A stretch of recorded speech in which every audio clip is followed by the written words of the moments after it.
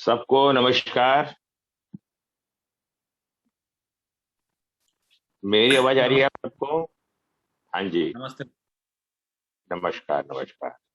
देखो, हम लोग का एक छोटा सा प्रयास है और इस कड़ी के तहत आप सब लोग हमारा एक सहयोग दें। अगर ये प्रयास हमारा कामयाब रहा और सफल रहा तो हम कोशिश करेंगे महीने में, 15 दिन में, हफ्ते में इस प्रयास को करेंगे, क्योंकि आज हमें जागरूकता की जरूरत है। असल में क्या हो रहा है संसार में, हम कुछ अज्ञानता के वशीभूत, भ्रमित हो रहे हैं।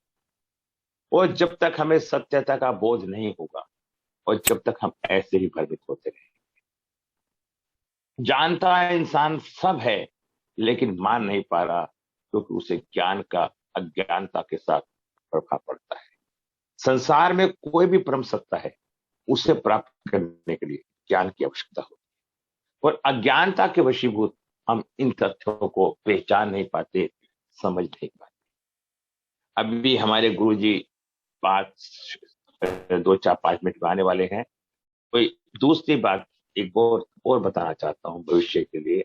यदि इस ज्ञान चर्चा में जो जो लोग इंटरेस्टेड होंगे और वो अपना कमेंट करें, तो भविष्य में हम औरों को भी सबको मौका देने का इच्छा रखेंगे। ये नहीं कि हम ही बोले की इच्छा रखेंगे।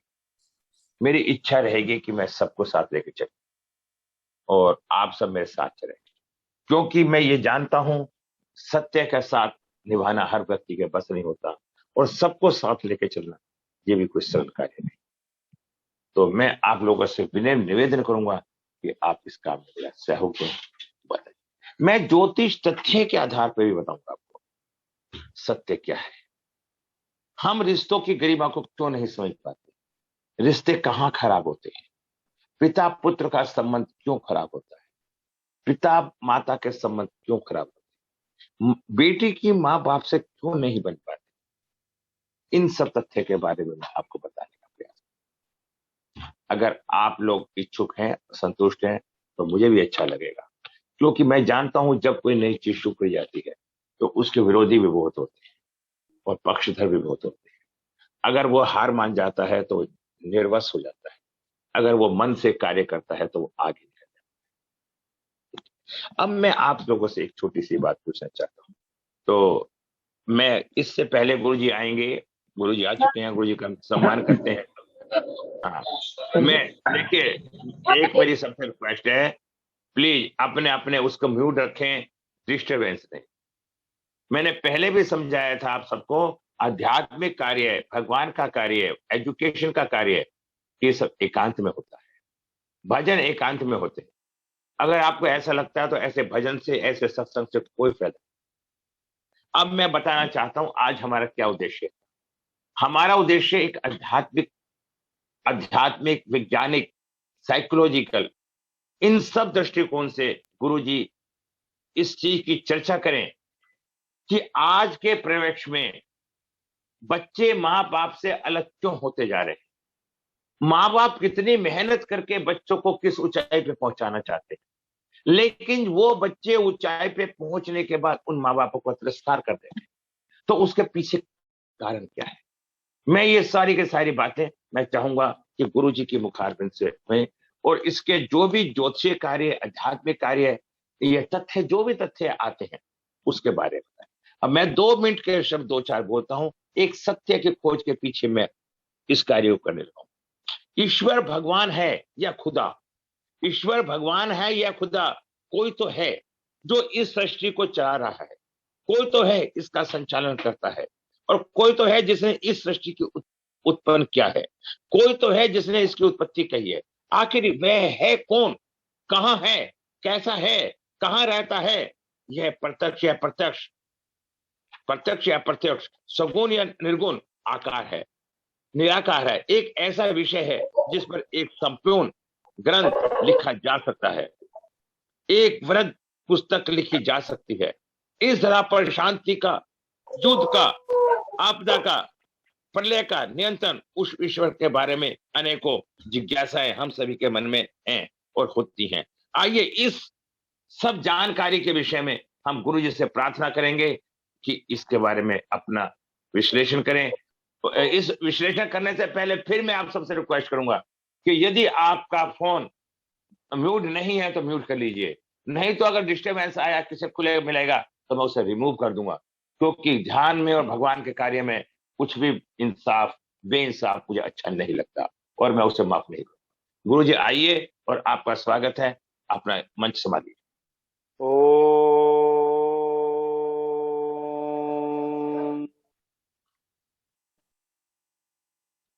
सच्चिदानंद रूपाय विश्वोत्पत्त्यादि हेतवे तापत्रय विनाशाय श्रीकृष्णाय वयं नुमः। श्रीकृष्णाय वयं नुमः। गुरुर्ब्रह्मा गुरुर्विष्णु गुरुर्देवो महेश्वर गुरु साक्षात् परब्रह्म तस्मै श्री गुरवे नमः। तस्मै श्री गुरवे नमः।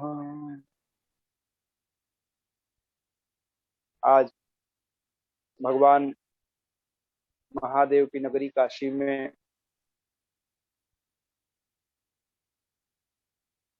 12 ज्योतिर्लिंग में से प्रमुख ज्योतिर्लिंग काशी विश्वनाथ सप्तपुरी एक पुरी काशी पुरी भगवान महादेव के आशीर्वाद से काशी का कंकड़ वशिष्ठ महाराज आप सभी लोगों का इस कार्यक्रम में हार्दिक अभिनंदन एवं स्वागत करता है। और इसके जो प्रणेता हैं और जो इसकी भूमिका में मुख्य कार्य कर रहे हैं पंडित बृजभूषण शर्मा जी, आपका भी विशेष अभिनंदन करता हूं। और जितने भी श्रोतागण हैं, जितने भी हमारे भाई हैं, मित्र हैं, उन सबका इस कार्यक्रम में हार्दिक स्वागत वंदन और अभिनंदन करता हूं। देखिए, बहुत एक अच्छी चर्चा और एक बहुत अच्छा विषय आज इस कार्यक्रम में रखा गया है कि माता पिता के विचार और बच्चों के विचार में मतभेद क्यों है और माता पिता से बच्चे अलग क्यों रहने लगते हैं एक कामयाबी और एक मुकाम पाकर। और उसके साथ साथ आपने बहुत सारे सवाल साथ में कर दिए हैं आध्यात्मिक। निवेदन करना चाहूंगा कि एक प्रश्न जो है, ये प्रश्न छोटा नहीं। माता पिता और बच्चे का जो जनरेशन गैप है और जो आपसी संबंध है, वो बहुत छोटा प्रश्न नहीं है। इस प्रश्न के गोद में बहुत सारे प्रश्न हैं, या यूं कहिए कि ये प्रश्न एक छोटा सा बच्चा है, इसके बहुत सारे माँ पिता भी। कहने का तात्पर्य ये है कि आज पूरे संसार में विषैली बयार बह रही, विषैली हवा बह रही। और वो विषैली हवा किस चीज की है? वह विषैली हवा है कुसंस्कारों की, कुसंस्कृतियों की। माँ बाप और बच्चे का ही संबंध नहीं, भाई भाई का संबंध, माँ बाप का संबंध, पति पत्नी का संबंध, बाप बेटे का संबंध, माँ बेटे का संबंध, सेवक स्वामी का संबंध, और प्रकृति और मनुष्य का संबंध, प्रकृति और जीव का संबंध, मनुष्य और जानवर का संबंध, मनुष्य और प्रकृति का संबंध, सारे संबंधों पर मानव ने प्रश्न चिन्ह लगा रखा है। आप अगर ध्यान पूर्वक इस बात को गहराई से जांचेंगे तो आप देखेंगे कि कहीं भी किसी भी पशुओं का, किसी भी जीव जानवर का कोई भी आचरण अनिश्चित नहीं। इस पूरे धरती पर 4 अवस्थाएं विद्यमान है। पहला अवस्था है पदार्थ अवस्था। आप देख सकते हैं पूरे संसार में पदार्थ ही पदार्थ हैं। मिट्टी, मणि, जल, पत्थर, पठार, भूमि, ये सब पदार्थ हैं। पहला है पदार्थ अवस्था, और इसके बाद दूसरा अवस्था है प्राण अवस्था। प्राण अवस्था का मतलब हो गया कि जितने भी इस धरती पर वन वनस्पति हैं, ये सब प्राण अवस्था के रूप। और तीसरा अवस्था है जीव अवस्था। इसके बाद जितना जीव और जानवर, जो भी कुछ पशु पक्षी दिखाई दे रहे हैं, वो सब जीव अवस्था के प्राणी। और चौथा और अंतिम अवस्था है ज्ञान अवस्था। ज्ञान अवस्था में एक ही इकाई है, मनुष्य। लेकिन आज संशय ये हो रहा है कि ये मनुष्य ज्ञान अवस्था का प्राणी है या अज्ञान अवस्था का। क्योंकि आज पूरे धरती पर अगर प्रकृति का संतुलन बिगड़ा है, पूरे धरती पर अगर वृक्ष वनस्पतियों का संतुलन बिगड़ा है, कोरोना नामक महामारी अगर इस धरती पर पदार्पण की है, और ऐसे ही भयंकर त्रस्तियां, नाना प्रकार की बीमारियां और रिश्तों का सब प्रकार से नष्ट होना, अगर जो कुछ आपको दिखाई दे रहा है, अगर वो हो रहा है, तो इसका मूल कारण कौन? आप विचार करेंगे तो मूल में पाएंगे कि इसका मूल कारण धरती नहीं, इसका मूल कारण कोई जीव जानवर नहीं है, इसका मूल कारण कोई वृक्ष वनस्पति नहीं है, इसका मूल कारण मनुष्य ही है। इसके मूल कारण के रूप में मानव। आप ध्यान से देखिए, हमारे ऊपर एक पंखा चल रहा है, उस पंखे का आचरण निश्चित है या अनिश्चित? मतलब उस पंखे पर हम इतने आश्वस्त रहते हैं कि हम उस पंखे के नीचे सोते हैं और हमको नहीं लगता कि ये पंखा टूटकर गिर जाएगा। अगर ऐसा लगता तो हमको नींद नहीं आती, हम एकदम निश्चिंत होकर सोते हैं, क्योंकि लोहे का एक निश्चित आचरण, मिट्टी का एक निश्चित आचरण, हम दूसरा कदम रखने के पहले ये नहीं सोचते कि ये मिट्टी आगे से भसक जाएगी और ये दरार पड़ जाएगा, ये खाई में हम चले जाएंगे, ऐसा नहीं सोचते। इस पर हम बिल्कुल आश्वस्त रहते हैं। एक गाय बगल से जा रही होती है तो हम बिल्कुल आश्वस्त रहते हैं, अपना रास्ता पकड़ करके वो चली जाती है, आपको बिना मतलब नहीं मारती, यहां तक कि एक सांप भी बेवजह आपको नहीं काटता। लेकिन मेरे प्यारे, मनुष्य, धन्य है मनुष्य, इसका स्वभाव कब बदल जाएगा और कब ये मनुष्य से जानवर हो जाएगा, कोई निश्चितता से कहा नहीं जा सकता। आप जिस आदमी से आज मिले हैं, वो कल ठीक वैसा ही रहेगा, सुबह जैसा है शाम को वैसा ही रहेगा, अभी जैसा है एक पल बाद वैसा ही रहेगा, इसकी कोई गारंटी नहीं। तो सारी समस्याओं के मूल में मानव की अज्ञानता है। अगर मानव ज्ञानी होगा तो निश्चित रूप से सारे संसार की समस्त व्यवस्थाएं ठीक होंगी। अगर हम इसको ग्रहों से तुलना करें तो ग्रहों में बृहस्पति कहा गया, यस्य केंद्रे बृहस्पति किम कुर्वत सर्वे ग्रहा।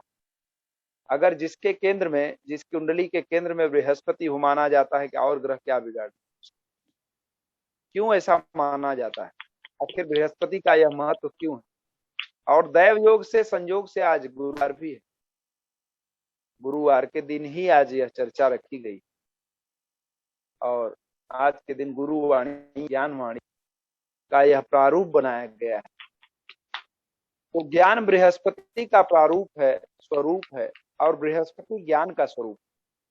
तुलसीदास जी कहते हैं कि ज्ञान बिना नर पशु समाना, कह गए तुलसीदास सुजाना।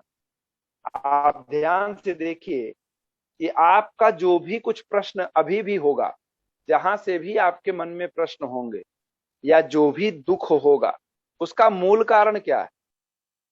क्या उस मूल कारण, उस दुख के मूल में कारण अज्ञानता नहीं है? विचार करिए। तो आप जब ढूंढेंगे तो आप पाएंगे कि मूल कारण में अज्ञानता ही है।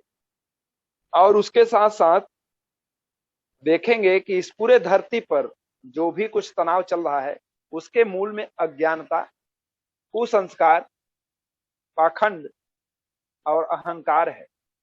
और अज्ञान की वजह से ही अहंकार भी जन्म लेता है। और ज्ञान का स्वरूप बृहस्पति है। बृहस्पति कब खराब हो जाता है? जब हम अपने मूल संस्कृति को छोड़ देते हैं, अपने गुरु परंपरा को छोड़ देते हैं, जो अपने कुल पुरोहित है उनको छोड़ देते। ब्रजभूषण जी को अच्छे से पता है, लाल किताब से भी आप देखते हैं कि बृहस्पति कैसे खराब हो जाता है जब हम अपने पुरोहित पंडित बदलते रहते हैं, ब्राह्मण का अपमान करते हैं, मार्गदर्शक का अपमान करते हैं, अपने बड़े बुजुर्गों का अपमान करते हैं। जो हमको राह दिखाता है अगर उसका हम अपमान करते हैं और उसका यथोचित सम्मान न करके जो सम्मान योग्य नहीं है उसका सम्मान करते हैं, पैसे के बल पर जो पैसे से बड़ा है उसका सम्मान करते हैं, जो धन से बड़ा है उसका सम्मान करते हैं, तो निश्चित रूप से पूरे संसार का बृहस्पति खराब होता है। और आज यही दशा है, पूरे संसार में धन का सम्मान बढ़ा है जिसके कारण बृहस्पति आज खराब है और पूरे संसार में यह वातावरण बन रहा है। एक तो यह बात हो गई। दूसरी बात, बच्चे और माता पिता का जो संबंध है, शनि को पुत्र और सूर्य को पिता का कारक माना गया है। सूर्य जो है वह स्पष्ट वक्ता है, प्रकाश देने वाला है, आत्मा का कारक है। शनि अंधेरे का कारक है, हमेशा पिता पुत्र को प्रकाश ही देना चाहता है और देता है। लेकिन आप ध्यान से देखिए, क्या आज कोई भी पिता वास्तव में पिता का रोल अदा कर पा रहा है? आप विचार करिए कि जो पिता अपने बेटे को एटीएम बैंक बनाना चाहता है, पैसे की मशीन बनाना चाहता है, ये बेटा हमारा पढ़ लिख करके पैसे का मशीन बन जाए, तो आप ही सोचिए कि आपने तो उसको पैसे के इर्द गिर्द की ही शिक्षा दी है। कहाँ उसको संस्कारों की शिक्षा दी आपने? कब आपने उसको बताया कि मूल्यों का मतलब होता क्या है? कब आपने उसको बताया कि रिश्तों का मतलब क्या होता है? कब आपने उसके सामने अपने पिता का पैर दबाया? कब आपने उसके सामने अपने पिता की सेवा की? तो आप ध्यान से देखिए, अगर आपने ऐसा नहीं किया है तो अपने बच्चे से अपेक्षा कैसे रखेंगे? एक प्रश्न है ये। ठीक उसी तरह से एक पुत्र शिक्षा के अभाव में जैसे पिता की सेवा नहीं कर पा रहा है, सम्मान नहीं कर पा रहा है, उसी तरह से कहीं ना कहीं पिता भी वो मजबूर रहा, उस पिता के सामने भी इसी तरह की विसंगतियां रही। और इसके भी मूल कारण में आप जाते हैं तो 200 साल के बाद में, यानी कि 200 साल तक की, 150 से 200 साल तक की गुलामी अंग्रेजों की रही। इन अंग्रेजों की गुलामी में हमारी मूल संस्कृति जो थी, मूल सनातन जो परंपरा थी, गुरु परंपरा थी, उन सबको काट दिया गया, तोड़ दिया गया, जिसके कारण अंतरराष्ट्रीय षड्यंत्र के तहत पूरा भारत मानसिक गुलाम हो गया। और उस मानसिक गुलामी का कारण है जो आज हम इस अधोपतन की तरफ उन्मुख हो रहे हैं। विचार करिएगा, सोचिएगा, चिंतन करिएगा, क्या यह बात सच नहीं है? अगर आपके पास कोई नौकर होगा तो उस नौकर को शर्मा, आवाज आ रही है? हमारी आवाज आ रही है? आवाज आ रही है हमारी? कोई जवाब दे। बराबर आवाज आ रही है? यस गुरु जी। तो जैसे एक नौकर है और उस नौकर को हम गुलाम बना के रखते हैं, यानी कि वो नौकर हमारे इशारे पर ही चलता है।